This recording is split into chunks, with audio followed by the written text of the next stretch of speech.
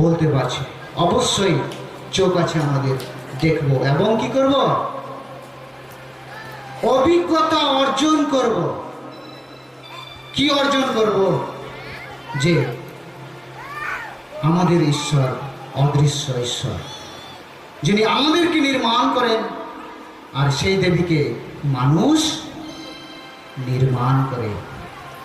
তো সেই জন্যই আমাদের এই মন্দিরে ঈশ্বরের বসবাস যদি করাতে হয়, সেটা আমাদের ইচ্ছানুরূপ হয়।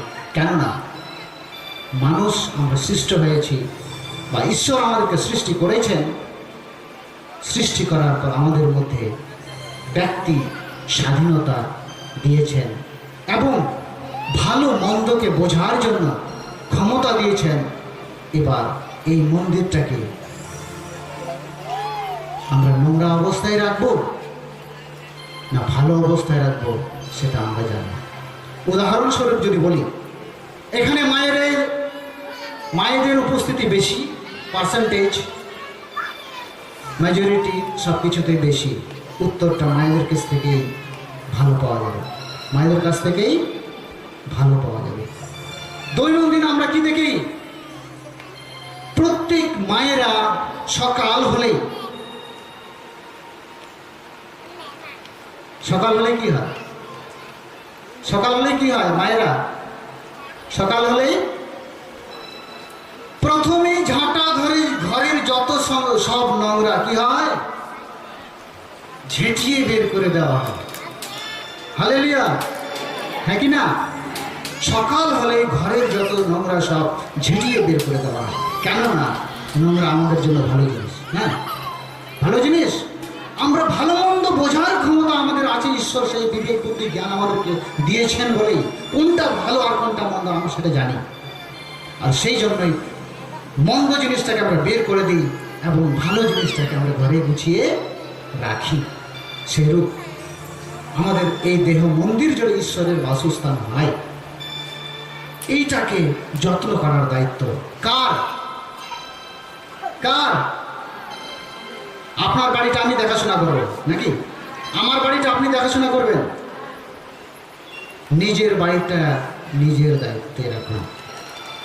সেটা আমরা আমাদের ডিউটি অনুযায়ী আমরা জানি, কাউকে বলতে হয় না, শেখাতে হয় না।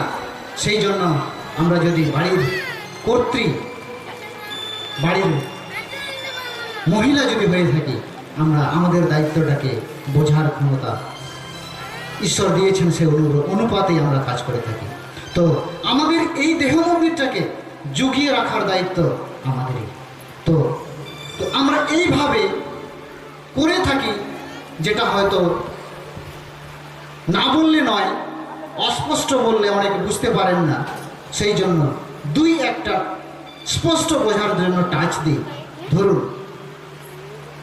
আজকাল যে বর্তমান জামানা হয়েছে, বর্তমান যুগ হয়েছে, সেই যুগ অনুযায়ী সরকার একটা স্থান দিয়েছে, মহিলা পুরুষ কোনো পার্থক্য নেই। তাদেরকে সমমর্যাদা দেওয়ার জন্য সেই আসন তৈরি করা হয়েছে। সেই জন্য যদিও সমাজে তারা অবহেলিত, কিন্তু সরকারি লেভেলে একটা তার স্থান দেওয়া হয়েছে, যাতে মহিলারা পিছিয়ে না থাকে বা মহিলাদেরকে পিছানো না হয়। কিন্তু সেই অনুপাতেই আমি কথাটা বলছি যে আজকাল বর্তমান অনুসারে সবাই আমরা প্রত্যেকেই সমব্যবহার করে থাকি। কি ধরনের? আমরা হয়তো